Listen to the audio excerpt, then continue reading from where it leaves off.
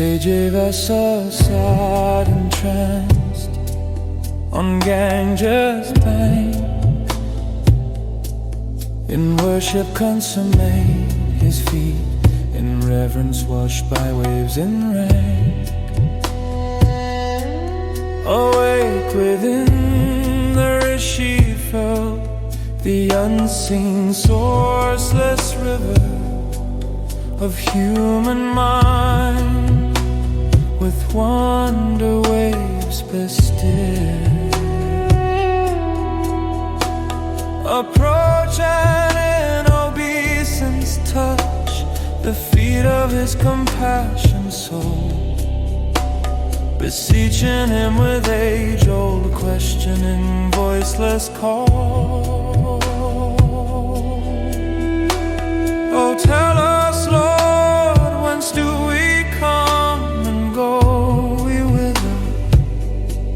Why do we brawl?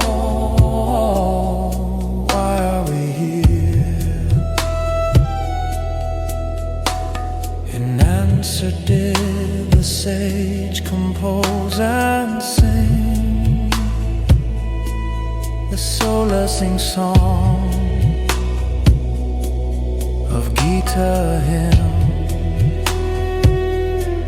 an everlasting balm to suffering human minds, that heave and flow in nature's tide, in strife and quarrels unkind, unconscious of the soul's true purpose here, to rise to spirit sphere through trials, some sorrows, however severe. The Gita's lay with endless rays outstretched, embraces full all truths and creeds of righteousness possessed, and like the brilliance of a dazzling sun, unfolds in light of doctrines in Koti and on. But yet no dint of dogma dark is thus allowed to steal a moment's stay midst brethren, principles in unity of old, with copious loot all ta'en from Vedas vitals, sans mystic formulas, chants and rituals, with hoary hoarded gems from 6 sagacious philosophic schools, and from 108 Upanishads of Brahman's rule. These 700 singing Bharat soldiers strong have marched pre-Christian path, intoning long the Lord celestial song.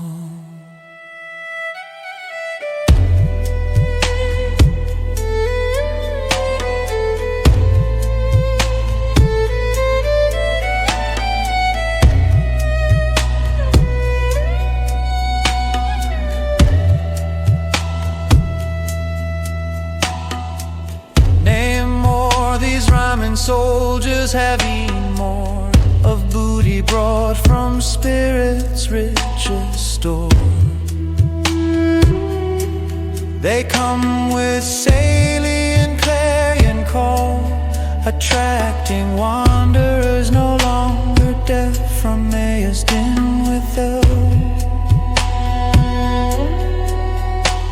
to push their souls' penury out with Brahma's gold and pilfering Satan's row. With vanquishment of ignorance, the highest sin, the blissful kingdom, heaven's realm is found within. So Sankhya sweet doth sagely tell all true, how human woes of mind and flesh ensue, and how by higher way, not obvious means of cure, the roots of sorrow can be plucked, so future seeds can ne'er endure. The custom-corded care for flesh or mind or soul cannot prevail to banish threefold ailments all. The sick and those that may be sick unwell are all but prisoners of sorrow's hell. Thus man's most longed for hidden wish of heart doth lie in locking grief forever apart,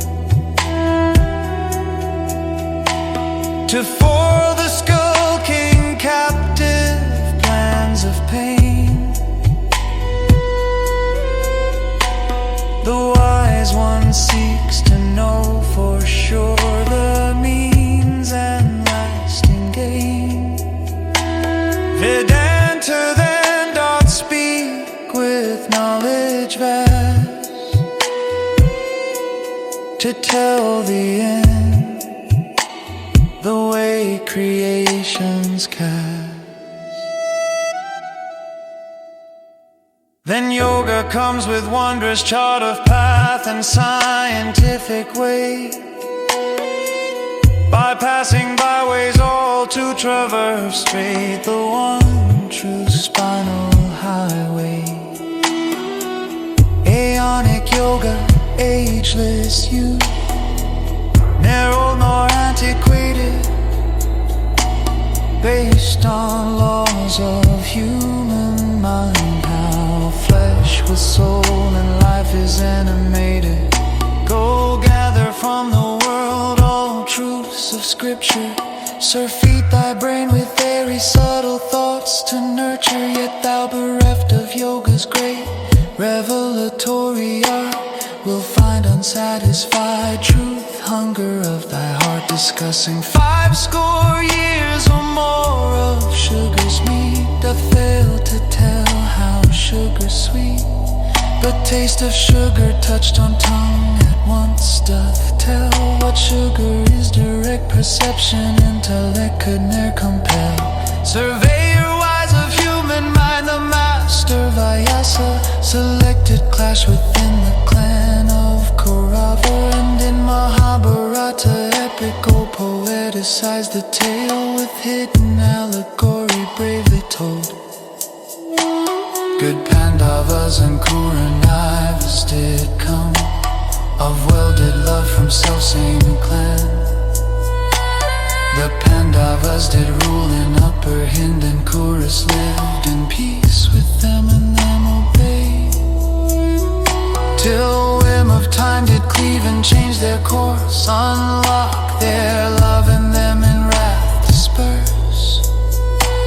The Pandavas by Kuru's crafty game of dice were exiled to the forest, filched of state by wrong device. The Gita esoteric speaks in illustrative metaphor, how slavish senses strong and sober reason are at war. All moral lore that's learnt and heard in life doth meet its highest test on field of strife.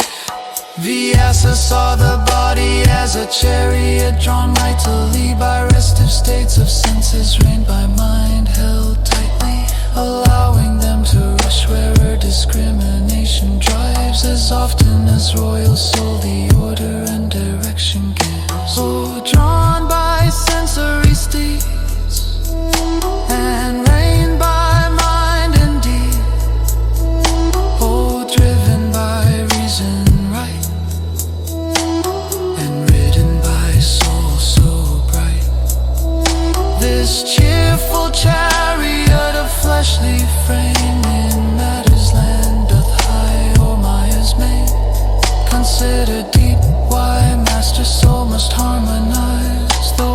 sensory mind within her wisdom's eyes.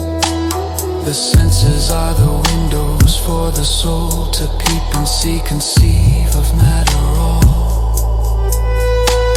The mirror mind behind the open senses stays, reflecting every object that before it lays. As naught is seen with eyelids closed, so naught is known when mind is absent from its host. The mind to each and every sense imparts the life, but reason right declares, explains, perceptions right. The absent-minded man with senses open wide can see if not when mind doth not abide. The maniac has mind to register the senses, but lacks the guidance reason true dispenses. Material things so mirrored on the mind are full declared when watching reason reads its kind. An object longing entrance into knowledge land must pass through senses gates by mind sanctioning hand. Then reason waits upon this object guest to know the way to cognize and to serve him best, to hold together under kingly soul. The senses mind discernment all in tune with Dharma's rule is man's true duty, thus to realize the ego's luster may as lures, delusion garbed in pleasure guise.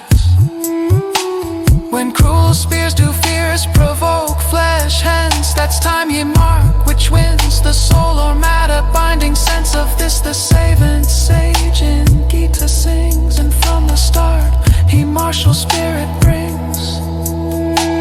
The blind king Dhritarashtra prayed on Kurukshetra's pious plain arrayed. By war the Pandavas, my children, also swayed. What did they do, O Sanjaya say? In metaphor the blind mind asked the power of introspection to fulfill its task. On body's holy field of work and strife, insightful sons of pure discrimination full of life, opposing stubborn senses, sons of sightless mind, all eager and prepared a mighty clash to find. What did they do, impartial sight? Oh, tell me well and tell me right. The body's field is holy ground, the kingdom where the soul inherits. That's why 'tis sacred soil our sage averts, but roving fickle senses also here do stay. That's why he calls it field of work where tempters play. Upon this Kurukshetra plain the sons of Pandu did array, all fronting Phoebus in the east, the son of spirits life will raise, while the unrighteous guilt-stained Kurus did in fright all say, our backs turned on the stare of sun will stay. In dark to hurl a thirsty arrow sharp and fresh to strike good Pandavas within their subtle fortresses of flesh. 'Tis thus in holy plexuses within the spine and brain that sons of righteousness remain, where conscience is supreme, transcendent, find entrenched in yogic centers, 608 to meet sense mind. Unrighteous senses wait arrayed in ego's favorite place, in count and touch inside, in muse on matter's body surface. In lumber centers self-control doth dwell, to drive foraging senses rush pell-mell. The dorsal door is guarded well by mighty vital force, to cheer and full enthuse the soldiers true to stay their course. Without this help the moral hordes would roof ashore at cervical the eldest son of fair Pandu. This calmness unperturbed is reason's worthiest child, he lives in rear to hold the ranks with self-possession mild. His virtue halts encroaching senses bold that dare advance on soul's good soil, its lord to craftily ensnare.